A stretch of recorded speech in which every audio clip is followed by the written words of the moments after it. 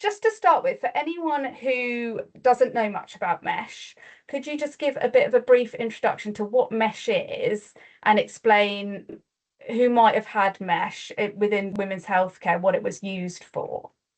Okay, so surgical mesh broadly is a polypropylene plastic surgical medical device used to strengthen weak tissue. So it is actually used in prolapse, bladder leaks, bowel problems, rectopexy mesh, but it is also used in hernia repairs. So we do have men on the group as well. I know we're only talking about women's health today, but we have men and women with hernia mesh complications. It's also really being pushed at the moment for cosmetic breast surgery. So women will have a silicone implant and mesh in addition. So it's like another layer of risk. And it's also used for some women after mastectomy, breast cancer patients, in their repairs as well. What you can see amongst all the communities, despite what type of mesh they've had, is chronic pain, infection, migration, erosion. And erosion is where it can cut into nearby tissues, nerves, into organs. We have men where it sliced their spermatic cord. We have women where it sliced into bladders and bowels, and they're now living with a stoma. Some horrendous slice through vaginal walls. And I think what's been so awful in this campaign, slice through vaginal walls, and then the GP takes it more seriously that it's cutting the partner during sexual intercourse rather than it's causing the woman intense pain. Yeah, so we hear that a lot. That's a very broad oversight of surgical mesh. And before I started campaigning, it was classified as 2B. My campaign has pushed it up to classification 3, which means in theory, at least, it's supposed to get improved pre and post-market surveillance.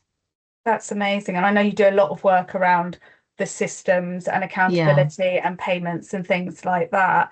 Just sticking on the what you were saying about kind of the effects and how it has such an effect on women physically, from listening to the women in your group and through your campaign work, what are the kind of emotional sides of it as well, and the social sides? Because I know that it has a huge effect on a lot of people, doesn't it?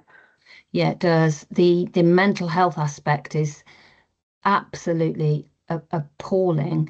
54% of my group have depression. 1 in 4 have had suicidal ideation. I've run quite a few surveys, and the thing that comes out overwhelmingly is the impact on their mental health. We have had members sadly take their life by suicide, and that has a horrible knock-on effect within the group of fear. We've had women die by sepsis because they're becoming resistant to antibiotics, where they're getting constant UTIs. Again, that raises a level of fear.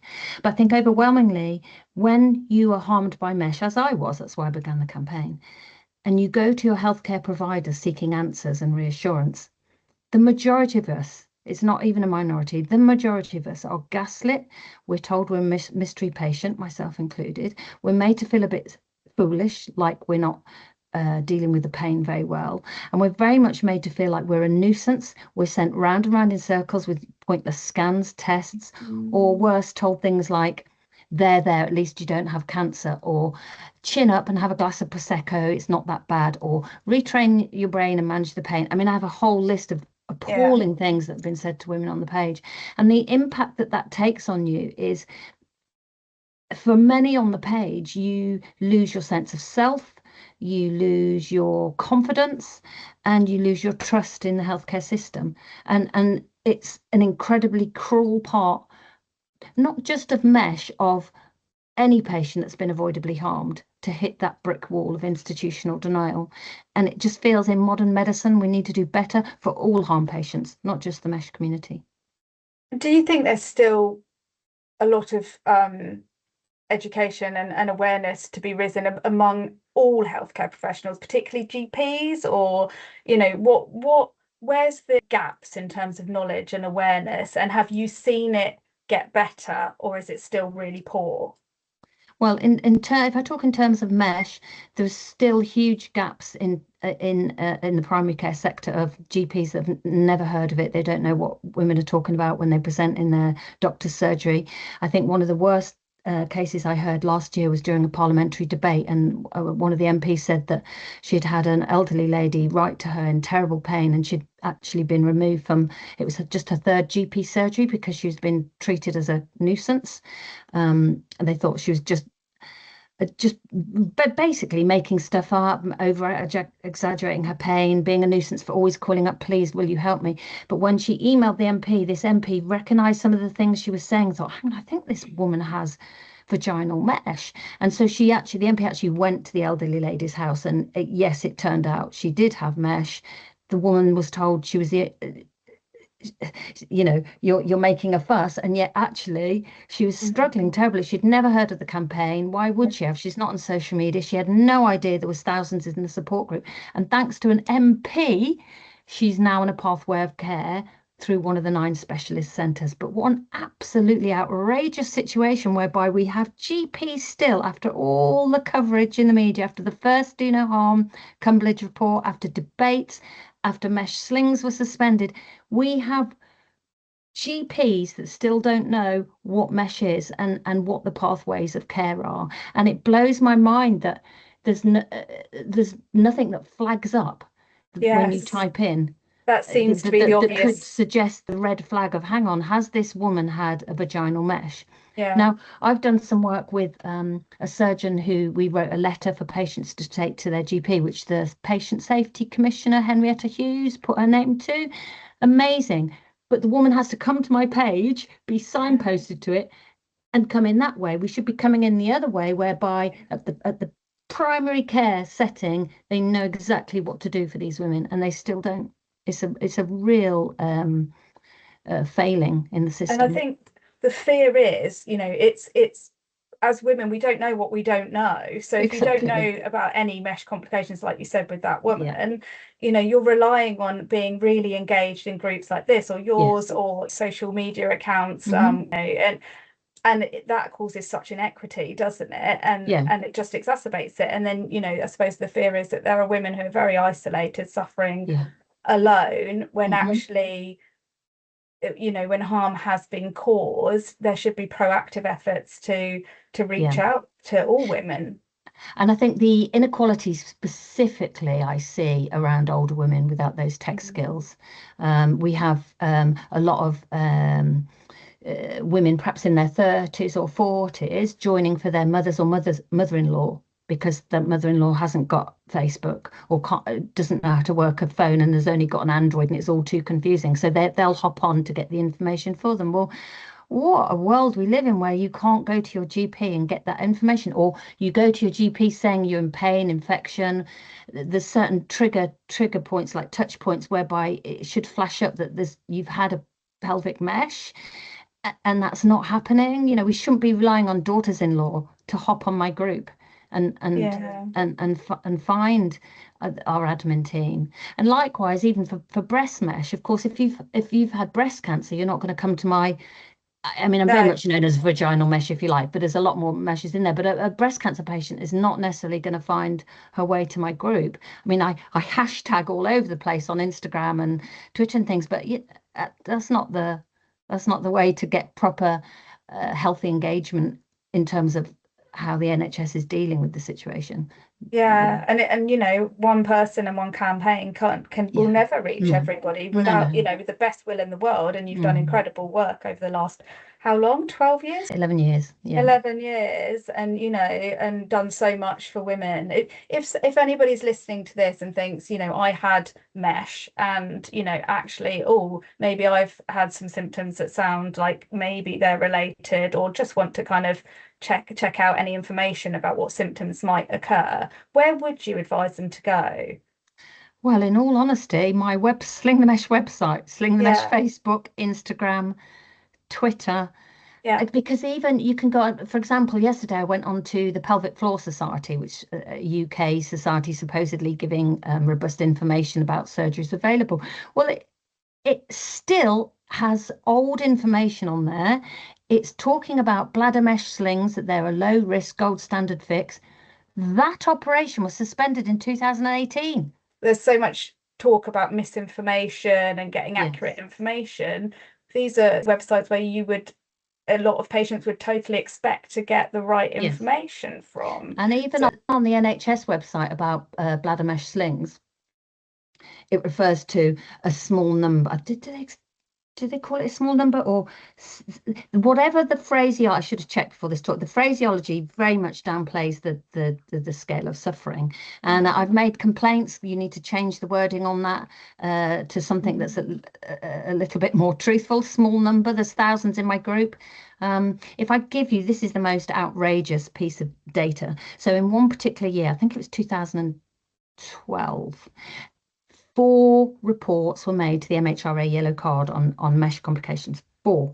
And yet there's data from HERES that shows 1,000 women went back to hospital within the first month of mesh surgery because of complication. So in one set of data, 1,000, but in the data that the government, MHRA and NHS were relying on, it was 4. So when I came along in 2015, obviously, if you don't have a cynical outlook, you're like, oh, 4, oh, that's not too bad then. What feels really unfair is we as harm patients are meant to step up to the table with all this knowledge as regular everyday people trying to run jobs and lives, and it feels I'm not sure of the right word, unfair, that we're then not taken seriously simply because the system doesn't have the data to enable us. And it's that burden of self-advocacy and feeling, if you have been dismissed, feeling like when you go in, it's going to be a battle, like you're having to prepare yourself for a battle. And, it's not necessarily the individual clinician's fault, in that system. If, it's not a priority, it hasn't been a priority through their education or their training or through, the information they're being given or told, or the data they're given on the impact that this has. But there needs to be levers, doesn't there, to make sure that people have that education so that they can support patients when they come to them with these complications. And there just seems to be an instant, the minute someone's harmed, there's this defensive attitude from the system. Let's talk about the system as opposed to individuals here, whereas it should be about listening and understanding and being a bit kinder and having more compassion, as opposed to pushing back, because that causes some of the worst mental health harm to members of my group, where they've been belittled and ignored and treated like they're being foolish or annoying, or because it's bad enough that they're in pain, that they've had to give up work. Some of them lost their husbands, where their husbands have just left them, struggling to pay bills, had to pay their house, move in with elderly parents, all those awful things. But actually some of the worst things are this gaslighting. And we see that a lot with people who have had trauma from gynecological procedures and the pain they felt.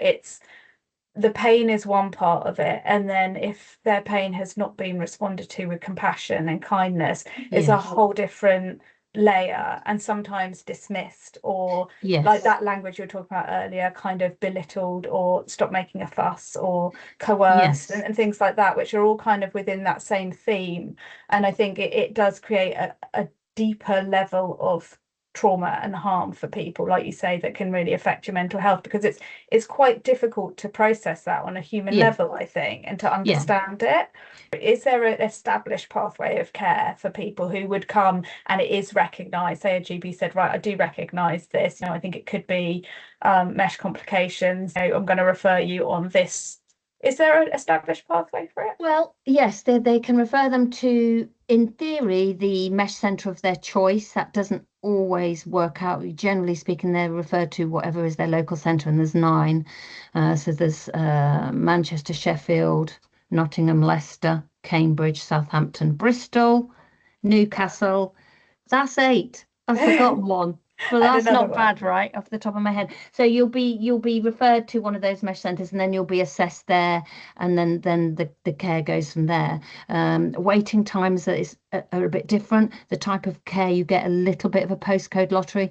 We need a national standardized pathway of care. That is what is missing. So that whether you live in Newcastle or Wisbech, or you live in Devon, or wherever you live, you know that when you go to your doctor, you're going to get a standardized pathway of care at your local centre, in much the same way as we have standardized cancer pathways. Yes. We're a long way to go yet with Yes. mesh. And I understand it's almost a new thing, if you like, in terms of healthcare. But we need to get better and faster and properly listen to patients, so we're getting a service that the NHS can feel proud of, but also a service that the women can trust and feel safe in and supported.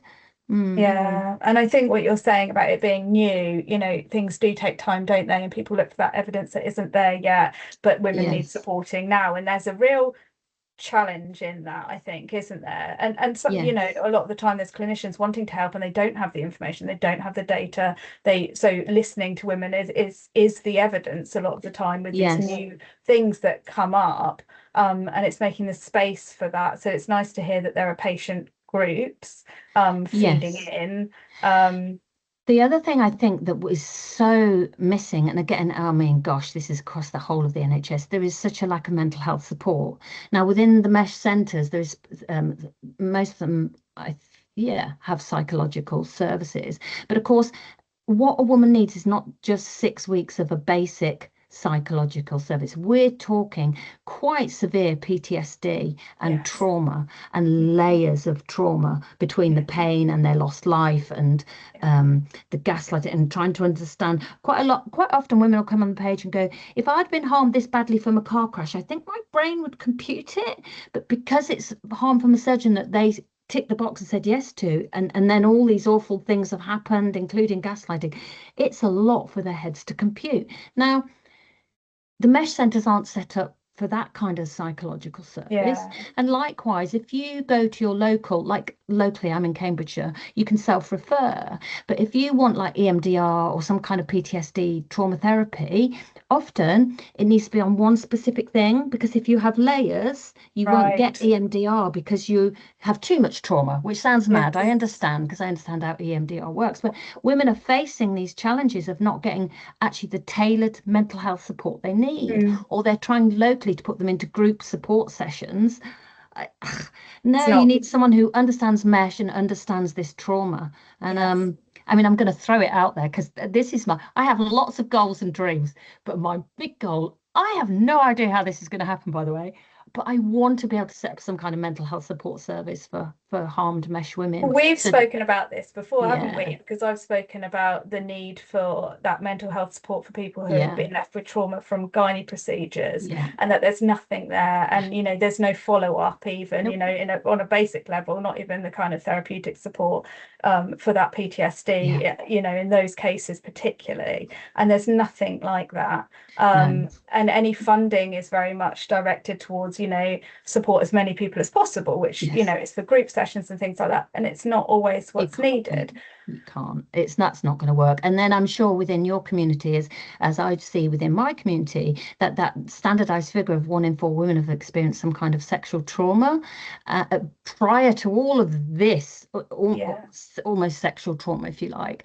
And so trying to find mental health support for those additional past levels of trauma in addition to everything else is impossible. And it feels so cruel that through no fault of their own, we have women harm upon harm. And unless you're lucky enough to have a good job or savings or a partner or family that can fund it, you're not going to get that mental health support. You're just not. Yeah, absolutely. Thank you, Kath.